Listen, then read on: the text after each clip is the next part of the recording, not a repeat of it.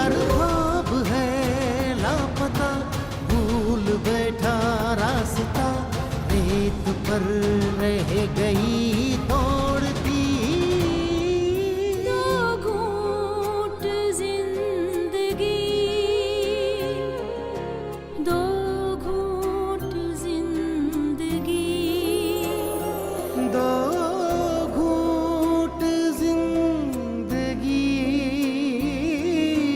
दो घूंट जिंदगी। सही यहाँ शरह अमवात की वजह खुराक की किल्लत और साफ पानी की कमी हो। हाँ, लेकिन इसके साथ ज़र आमद-ओ-रफ्त की दुश्वारियों के नतीजे में तिब्बी सहूलतों का एक आम आदमी तक नहीं पहुंचना भी इन मसाइल की निशानदेही करता है। क्या बाबा ने पटेल से सारंग के बारे में बात की होगी? हाँ, रात को गए थे। तुम्हारे बाबा ने बताया कि पटेल ने उससे माफी मांगी है। हमारी कोशिश है कि यहाँ के लोगों की बुनियादी जरूरत को पहले पूरा किया जाए। और हाँ ठीक है, मंजूर तुम्हें बता देगा कहाँ से लाइनों का सिलसिला शुरू किया जाए। एक एक करके ये सारे काम हो जाएंगे। तुम परेशान नहीं हो, तुम जाओ जाओ अपना काम करो। तुम्हारी ये पटेलगिरी हम नहीं चलने देंगे। हाँ, क्या बकवास कर रहे हो वकील? निकलो यहाँ से। तुम जैसे लोग कभी गांव की भलाई नहीं चाहते। परीशा, ये मत सोचना कि तुम किसी और की हो सकती हो। तुम सिर्फ मेरी बनोगी। साईं, ये काम भले कोई हुकूमत करे या कोई गैर सरकारी इदारा करे, हमें ये सहूलत नहीं चाहिए जो हमारे पटेल साईं की इज्जत को उछाल कर मिलती हो। तुम जाओ, मैं देख लूंगा। दो घूंट जिंदगी,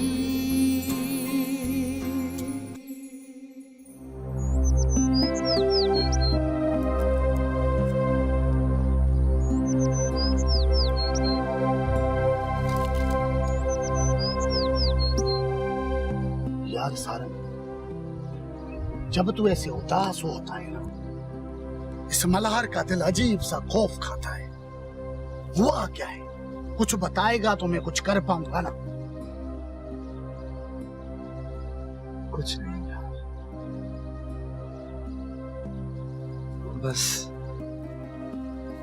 मेरा दिल उदासी का अजरक ओढ़े बैठा है। ये कुछ वरी क्या है? तू बता यार, आखिर हुआ क्या है? ये बता, तुझे क्या चाहिए? हुक्म तो कर यार। क्या बताऊं यार, मुझे अपनी बात समझाने के लिए वक्त के कुछ पन्ने खोलने पड़ेंगे जो मैं अभी नहीं खोलना चाहता। पहले ये बता कि हुआ क्या है। ये अपने पन्ने शने जाके बाद में खोल। कहते हैं कि कुछ फैसले कहीं और होते हैं। कहाँ होते हैं यार? और कैसा फैसला? किसने किया? अंदर की आग ने मेरी रूह को जलाना शुरू कर दिया है। क्या? कैसी आग? आग है या अमर बैठ जो तुझे पकड़ के बैठी? तुझे पता है, इस आग को खुद में रखने का मेरा फैसला नहीं था। जैसे इस आग ने मेरे अंदर में खेमे लगा रखी हो। यार मुझे तेरी बात एक कख भी समझ में नहीं है। तू जरा खुल के बता।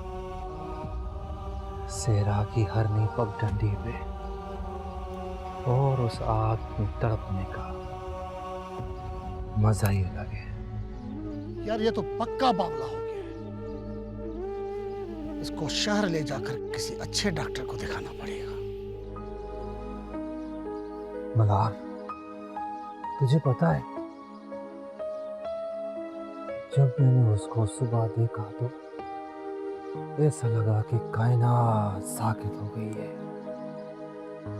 मैं तो जैसे सांस लेना ही भूल गया। वो है ही ऐसी नरम सरों की तरह, सजल कोमल, किसी घायल लाओ की आंख में फैलते दर्द की लहर की तरह रूह में छेद करती हुई धुंधली सर्द रातों में लम्हे भर की सुनहरी धूप की माने। ओ हेलो, ओ भाई, ये कौन सी किताब पढ़ के सुना रहे और किसने देखा? किसने तेरे दिल को शायर बना दिया?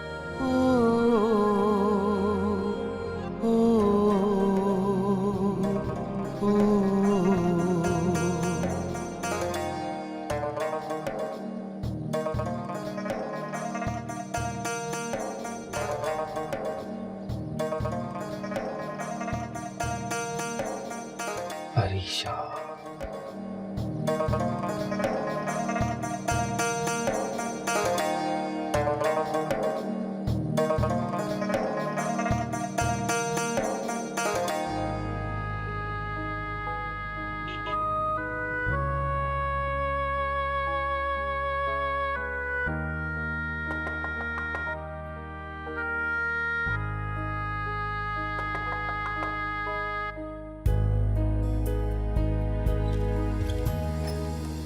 अस्सलाम वालेकुम अंकल, मैंने आपको डिस्टर्ब तो नहीं किया?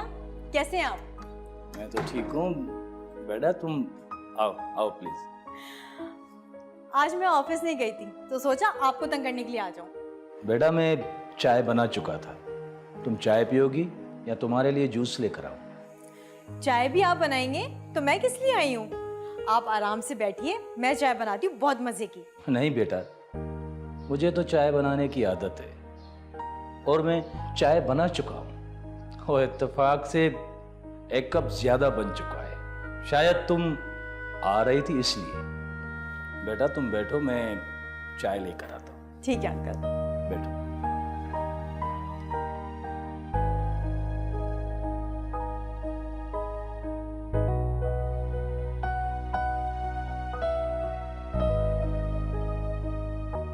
आशिर के जाने की वजह से अंकल फिरोज बिल्कुल अकेले पड़ गए हैं।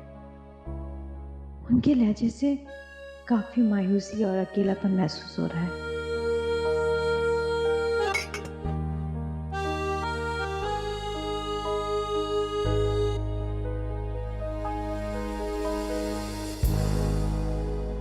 Thank you so much uncle. बेटा मेरे हाथों की बनाई हुई चाय है, तुमको अच्छी लगेगी कि या नहीं ये तो पीने के बाद ही पता चलेगा। यकीनन अच्छी होगी अंकल। अंकल वैसे मैं आपसे एक बात पूछूं? आप आशिर को मिस कर रहे हैं क्या? जो दिल में बसर करते हैं उन्हें याद नहीं किया जाता। आशिर तो हर पल मेरे साथ रहता है बेटा। आशिर की मुझे कॉल आई थी, वो बिल्कुल खैरियत से है वहाँ। पता नहीं वो वहां कैसे रह पाएगा, उस माहौल में वो अपने आप को एडजस्ट कर सकेगा या नहीं। अंकल आप क्यों इतना वरिड रहते हैं? ऐसा क्या है वहां पर जो आप नहीं चाहते थे कि आशिर थर जाए?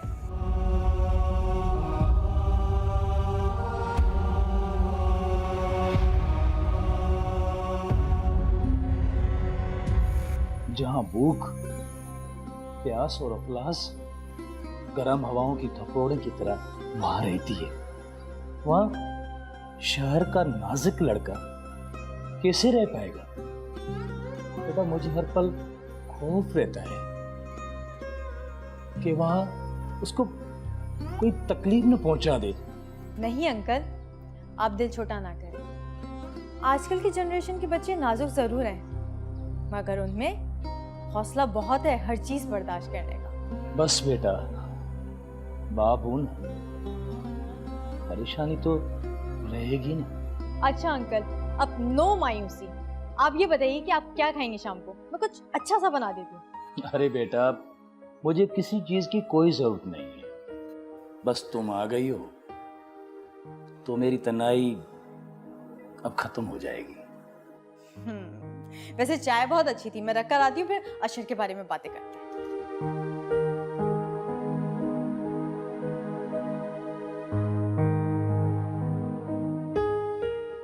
मेरा मेरा मतलब है कि आप जमीनों को नापने की कोशिश कर रहे हैं क्या?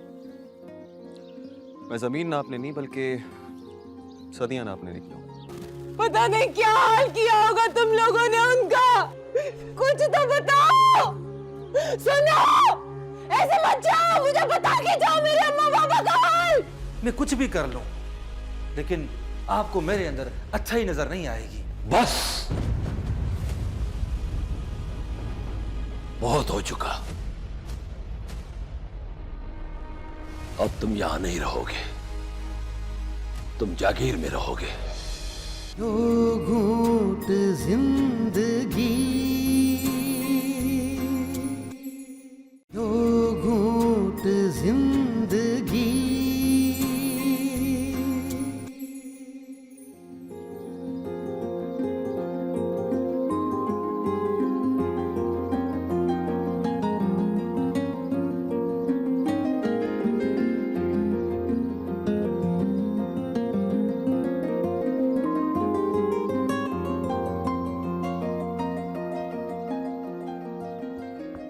आप क्या जमीनों को नापने निकले हैं क्या शरीफ बाबू? क्या बोला? मेरा मतलब है कि आप जमीनों को नापने की कोशिश कर रहे हैं क्या? मैं जमीन नापने नहीं बल्कि सदियां नापने निकला हूँ।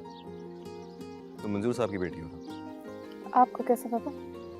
तुम्हारे सवाल से ऐसा लगा कि तुम मंजूर साहब की बेटी हो। बाबा आपका घर पे इंतजार कर रहे हैं। आपको कहीं जाना था क्या? आप पता नहीं कहाँ घूमने निकले। हाँ बिल्कुल, काफी देर हो गई। ये गांव देखते हुए वक्त का पता ही नहीं चला। बहरहाल शुक्रिया। अब तो पता लग गया ना शहरी बाबू, खड़े क्यों हैं? जाए ना फिर। मेरा नाम शहरी बाबू नहीं है, आशिक फिरोज कहते हैं मुझे। दो नाम वाला शहरी बाबू।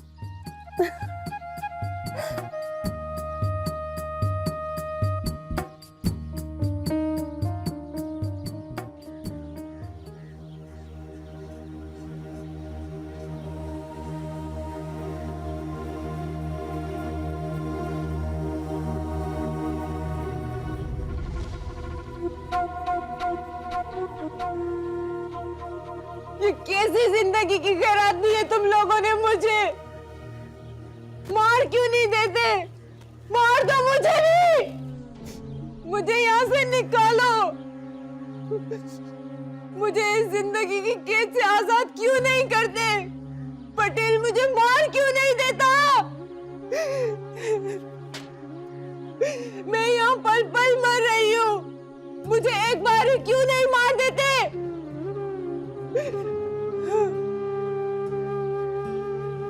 मेरे बाबा और अम्मा का तो हाल बता दो।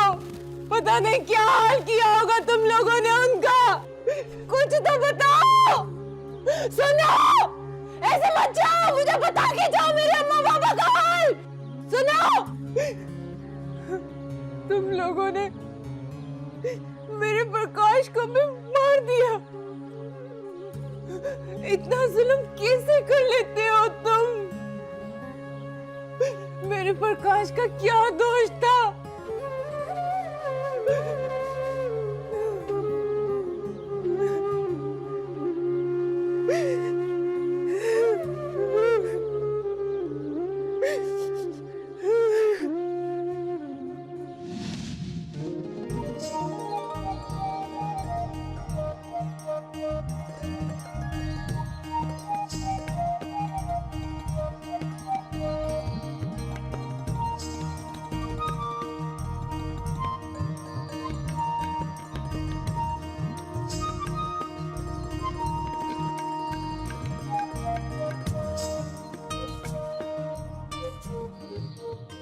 तुम्हारी आंखें बता रही हैं तुम्हें किसी दरवेश से मोहब्बत है।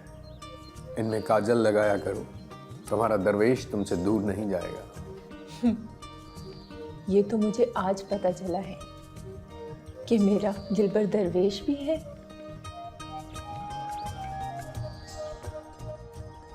लेकिन मेरे दरवेश तुम्हारी आंखों में झांकने वाले मुझे जानने लगे हैं, मुझे पहचानने लगे हैं। तुम्हारी आंखों में छुपा मेरा अक्स सब देख चुके हैं। क्या तुमने मुझ में खुद को देखा है कभी?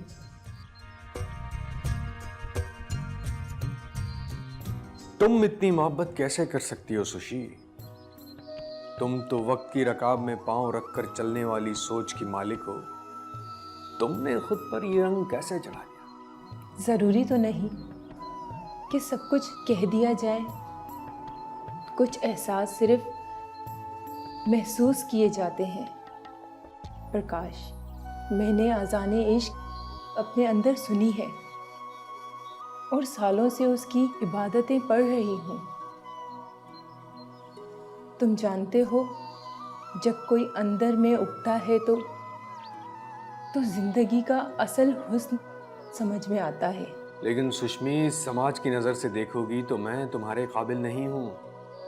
मैं तुम्हारी ज़ात और हैसियत का वजूद ही नहीं हूँ। अब तो मुझे अपनी सूरत भी वहम सी लगती है। इस ज़ात और हैसियत के इतने आईने दिखाए गए हैं मुझे कि मैं अब खुद को भूल सा गया हूँ। हमें इश्क की चोट नहीं पड़ी, हमें तो इंसान की विरासत ही मार डालेगी। मैं ये सब नहीं मानती प्रकाश।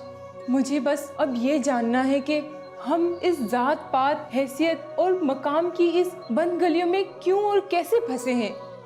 ये बंद गली नहीं है सुशी, ये तो एक राज है, एक गहरा राज। ये एक ऐसी प्यास है जो तिश्नगी बनकर जिंदगी पे रक्स करती है। एक शेर याद आ रहा है, सुनाऊं तुम्हें? सुनाओ ना। मुझे मालूम था, ये मेरा वजदान कहता था, एक हादसा दरपेश होना है, हमें दरवेश होना है। लेकिन ये दरवेशी हमारी जिंदगी को खा जाएगी। इस कैफियत से हमारी जिंदगी बिगड़ जाएगी, बिगड़ जाएगी।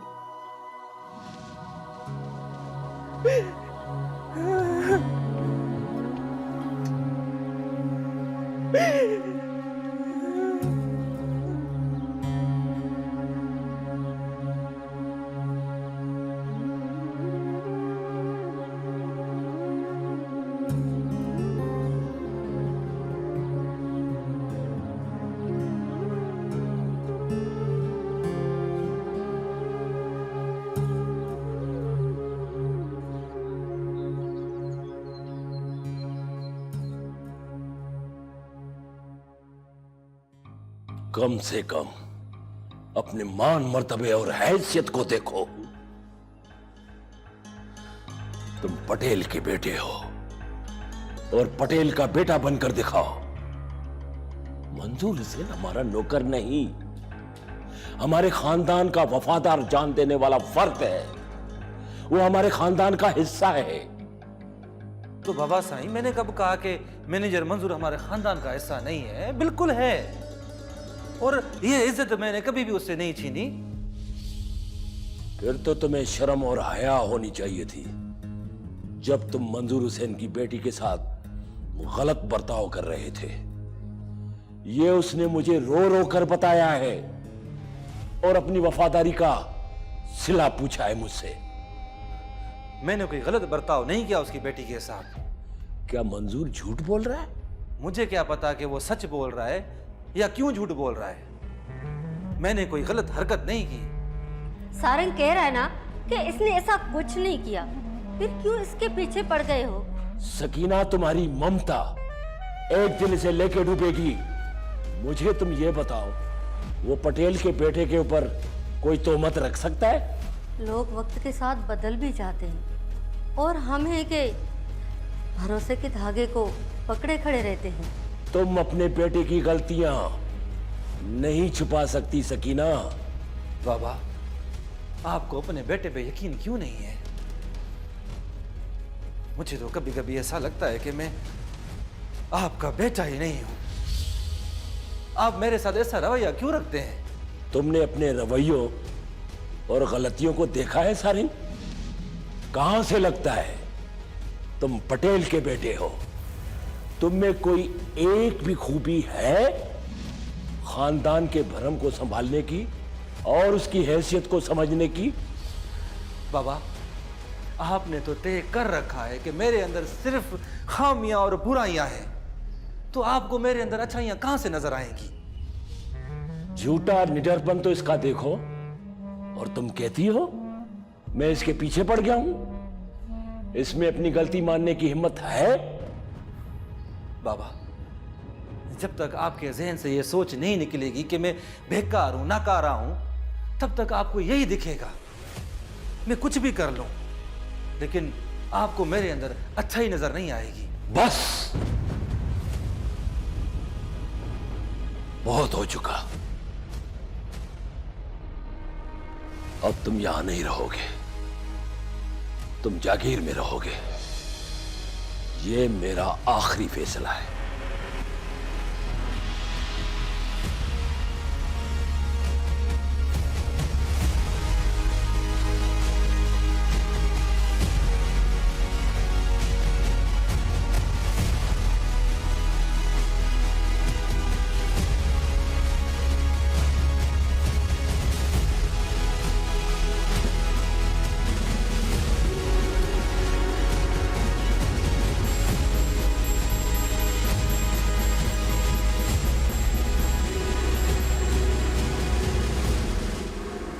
ये काम तुम्हारे करने के नहीं है जो तुम कर रहे हो। मल्हार, तुम मुझे कमजोर क्यों समझते हो और मेरी हर बात पे रोक क्यों लगाते हो? तुम मेरे दुश्मन हो या दोस्त हो? सबसे बड़ी बात कि उसने गांव के घरों के सामने पानी की टंकियां बनाने का काम शुरू किया है। मीठे कुएं से लाइनें लेकर आ रहा है। ऐसा तो कभी पटेल ने नहीं किया। अगर ऐसा हो जाता तो वकील के कुएं से पानी भरने से हमारी जान छूट जाती। ऐसा होगा? ये पागल हो गया है क्या? अरे वो क्यों झगड़ा करेगा? उसकी पटेल से कैसे नाराजगी बढ़ सकती है? ऐसा करते हैं कि लोगों के बीच में झगड़ा करवा देते। दो घूंट जिंदगी, दो घूंट जिंदगी।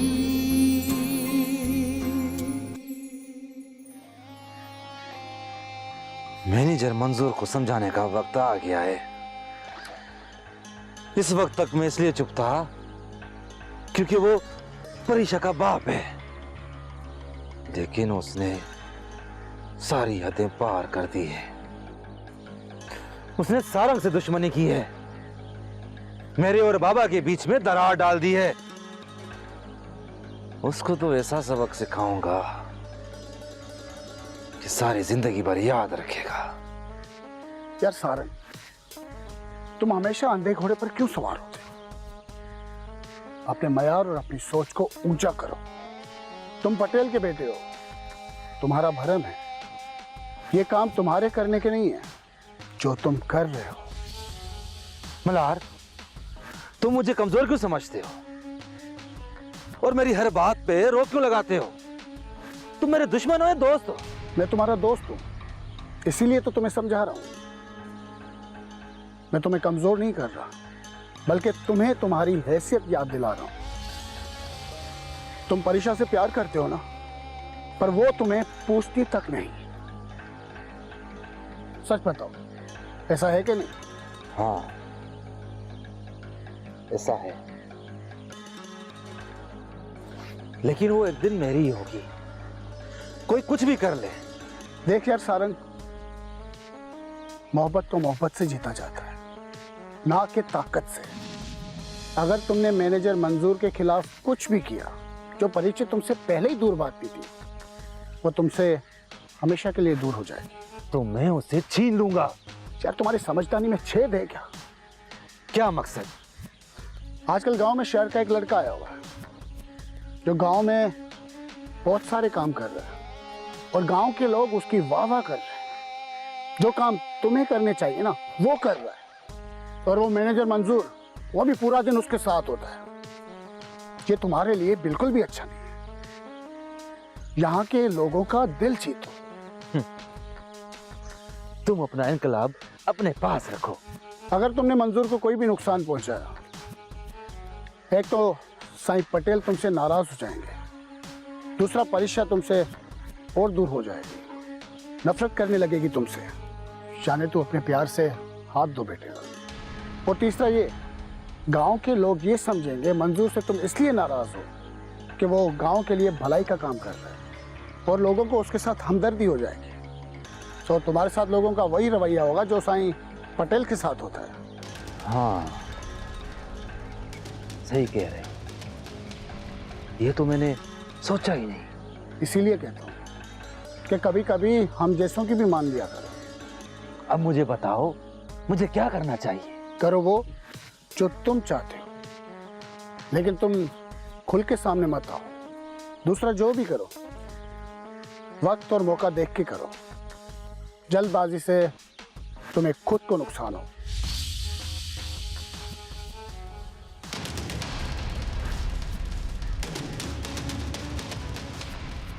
यहां लोगों के मसाइल इतने हैं, अगर तुम हल करोगे तो तुम जीत जाओगे।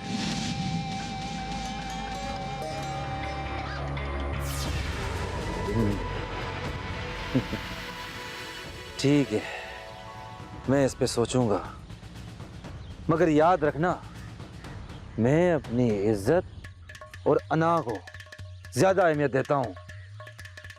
लेकिन और किसी की भी अना और इज्जत की अहमियत होगी। क्या किसी और को सोचने का हक नहीं? इसे क्यों नजरअंदाज करते?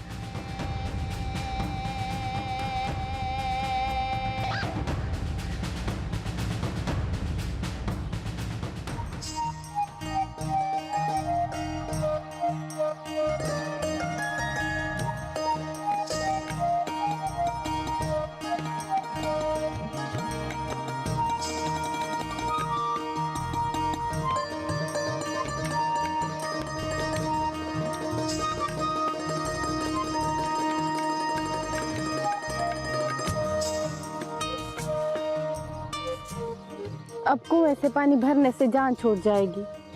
हमारे गांव में भी तरक्की होगी, हमारे गांव में भी खुशहाली आएगी। बाबा बता रहे थे कि एक शहरी बाबू आया है जो गांव की तरक्की के लिए काम कर रहा है। बहुत जल्द हमारे गांव में अच्छा वक्त आने वाला है। बड़ी तारीफें की जा रही है शहरी बाबू की। क्या बात है परीशा? जो एहसान करेगा उसके गीत तो गाए जाएंगे शाहना। तुम्हें इस अजनबी पे इतना एतमाद कैसे? किसी न किसी पे तो एतबार करना पड़ेगा। वैसे भी आज तक हमारे गांव के मिसाइल के लिए किसी ने बात नहीं की। ये पहला शहरी बाबू आया है जिसने गांव में रहने वाले और गांव के मिसाइल के बारे में बात की है और इनके मिसाइल को हल करने की बात की है। गांव के सारे लोगों को साथ लेके चलने की बात की है। लगता है तुम्हें शहरी बाबू पे बड़ा यकीन हो गया है, और ये भी कि वो इस गांव की तकदीर बदल देगा। सबसे बड़ी बात कि उसने गांव के घरों के सामने पानी की टंकियां बनाने का काम शुरू किया है। मीठे कुएं से लाइनें लेकर आ रहा है। ऐसा तो कभी पटेल ने नहीं किया। अगर ऐसा हो जाता तो वकील के कुएं से पानी भरने से हमारी जान छूट जाती। ऐसा होगा और जरूर होगा, ये मुझे यकीन है। ये तारीफ मुझे सिर्फ इन कामों के लिए तो नहीं लग रही परीशा, मुझे तो इसमें कुछ और भी नजर आ रहा है। सच बताओ, क्या बात है? हाँ, अपने दिमाग के बेकार खदशे खत्म करो, कुछ गलत मत सोचो। पता नहीं तुम्हारे दिल में क्या क्या चलता है, मुझे तो आज तक समझ में नहीं आया तुम्हारा ये दिल।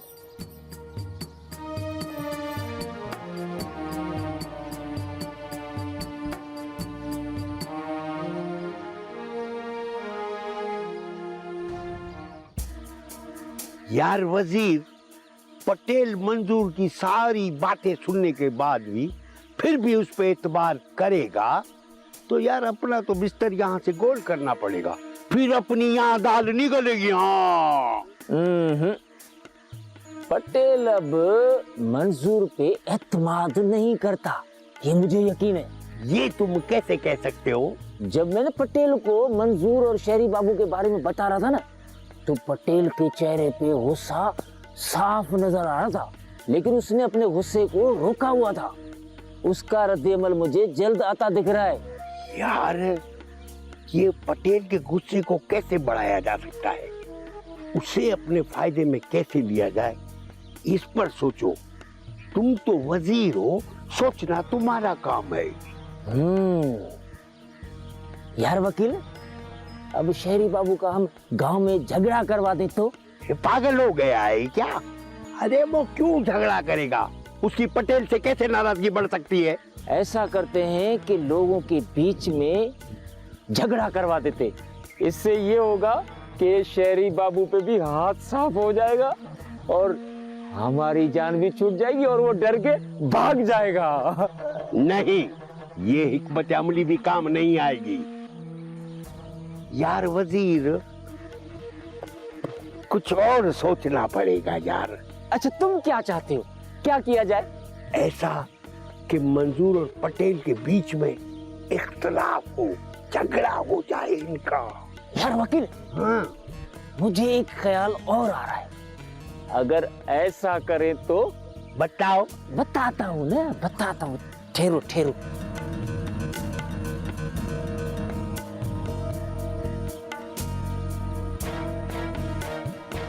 अरे वाह, ये हुई ना बात है।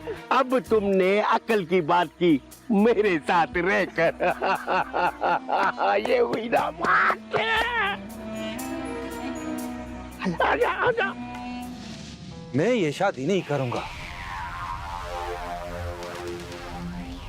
जीनत से, कुछ भी हो जाए। तुम अपने बाप को जवाब दे रहे हो? ये अखलाक दिखाओगे मुझे? नहीं साईं, जवान बेटे पे हाथ नहीं उठाते। या अल्लाह, ये क्या हो गया है मेरे घर को? ये बाप बेटे की आपस में क्यों नहीं बनती? और बेटा तुम रहते कहाँ? प्रोड्यूसर। प्रोड्यूसर में? दो घूंट जिंदगी,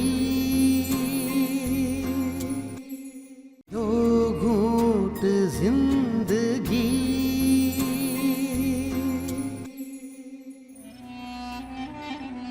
इस उम्र में औलाद बाप का सहारा बनती है, लेकिन सारंग अपनी नादानियां और बचपना हरकतों की वजह से निकला नहीं है। उसे एहसास तक नहीं है कि उसके ऊपर कितनी बड़ी जिम्मेदारियां आनी है। क्यों परेशान हो रहे हैं आप? वो खुद को संभाल लेगा, फिक्र मत करें।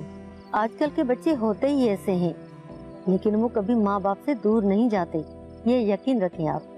वो एक जिम्मेदार बेटा बने, मैं इसे क्या करूं?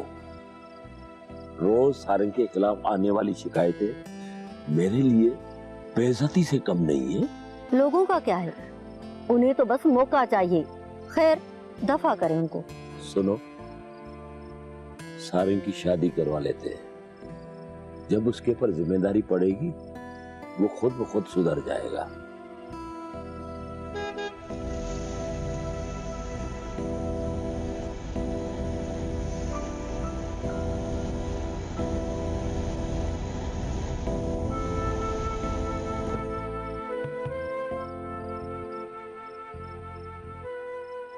आधा पुनल से बात करता हूँ, उसे कहता हूँ हमारी अमानत हमें सौंप दे।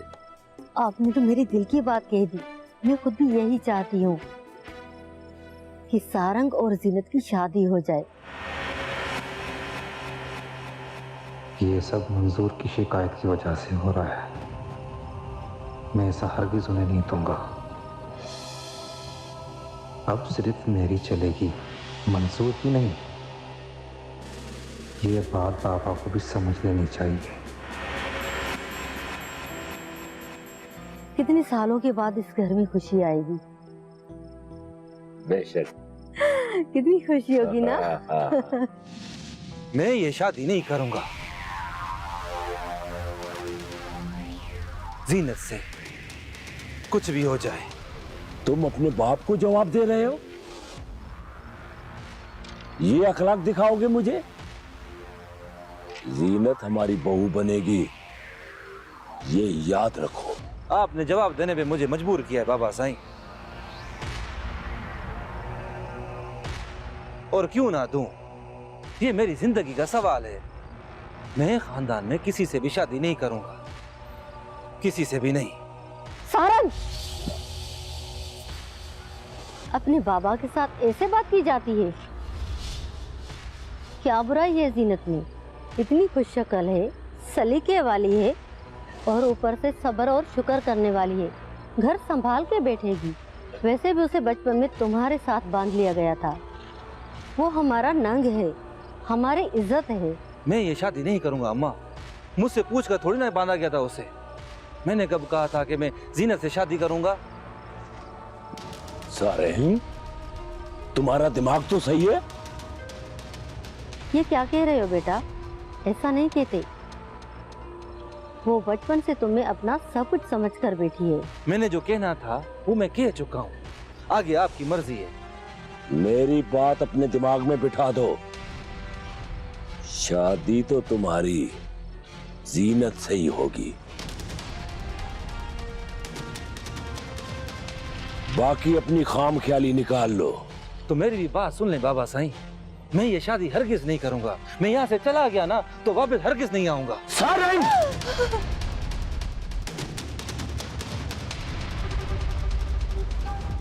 नहीं साईं, जवान बेटे पे हाथ नहीं उठाते। या अल्लाह, ये क्या हो गया है मेरे घर को? ये बाप बेटे की आपस में क्यों नहीं बनती? किसकी नजर लग गई इस घर को? या अल्लाह, तू रहम फरमा। इसे यहाँ नहीं रहना। कल मैं इसे जागीर छोड़ाऊंगा। इसे बता दो।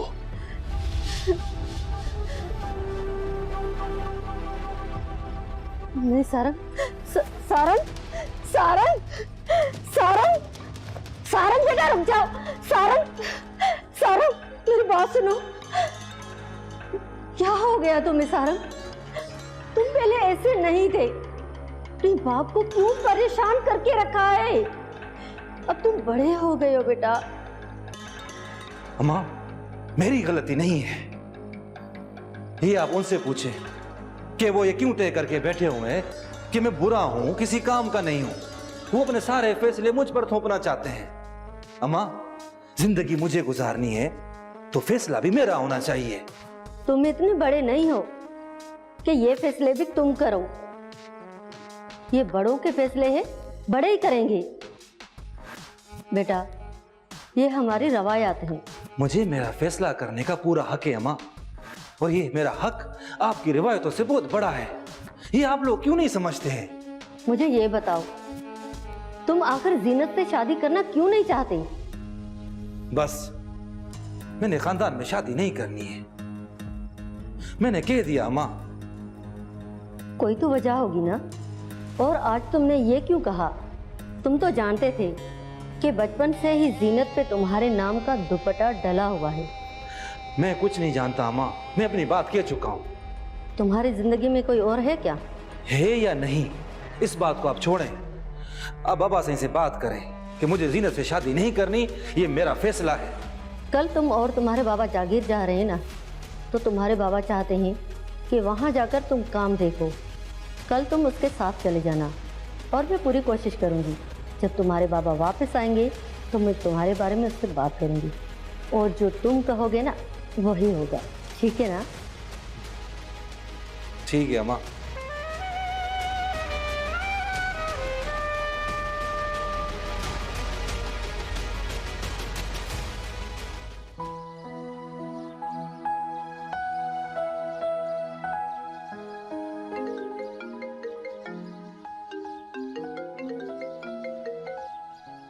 अस्सलाम वालेकुम बाबा।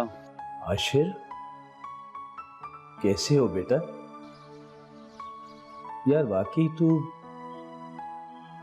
अपने बाप को भूल गए हो। मीलों दूर रहते हुए वाकई तूने मुझे भुला दिया है बेटा। अरे बाबा, ऐसा बिल्कुल नहीं है। मैं बिल्कुल ठीक ठाक हूँ। आप सुनाए कैसे हैं? आपकी सेहत कैसी है? खैरियत से हैं? मुझे क्या हुआ है बेटा, रात दिन बस मुझे तुम्हारी याद है। अच्छा बेटा ये बताओ, तुम्हें थर कैसा लगा? बाबा, थर बहुत खूबसूरत है। मैंने जैसे फितरत को पहली बार देखा है।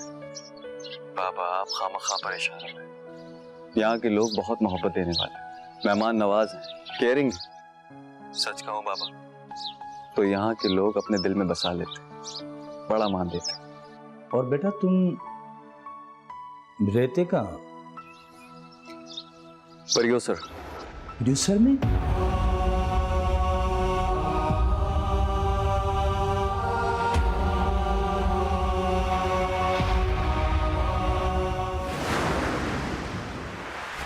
दो घूंट जिंदगी, दो घूंट जिंदगी। सच कहूं तो वो अपने गांव और लोगों का बहुत ख्याल रखने वाला इंसान है, और तो और उनके बुनियादी हुकूक के लिए हमें मुकम्मल सपोर्ट कर रहा है। तुम पटेल सजावल के गांव में रहती हो? कहाँ है मेरा बच्चा? बताओ मुझे। तेरा बच्चा रमजाई के पास है नूरा। तुम्हें क्यों नहीं याद आ रहा? तुम्हें अच्छा तो नहीं लगा होगा, लेकिन इस वक्त ऐसे मामलात हैं जिन्हें तुम्हें समझना और संभालना होगा।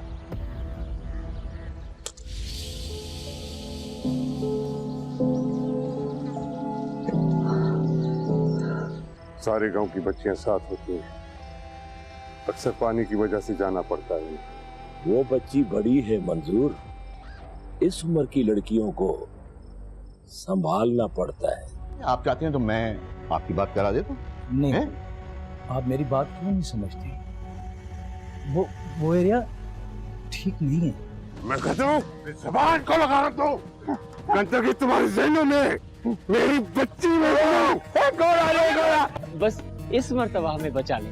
ठीक है, तुम दोनों जाओ, सदोरा तुम्हारे पास आएगा, सब कुछ बता देगा। जोगी रम